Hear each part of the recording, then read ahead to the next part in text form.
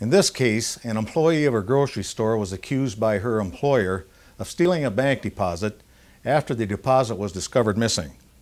The employee was told several times that she had to admit the theft or she would have to leave or be fired.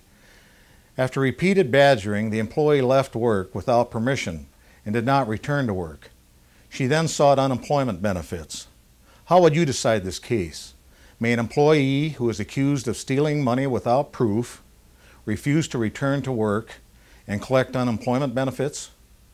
We'll be back in a moment with the answer to that question. May an employee who is accused of stealing money without proof refuse to return to work and collect unemployment benefits? Yes, according to the South Dakota Supreme Court in this recent case.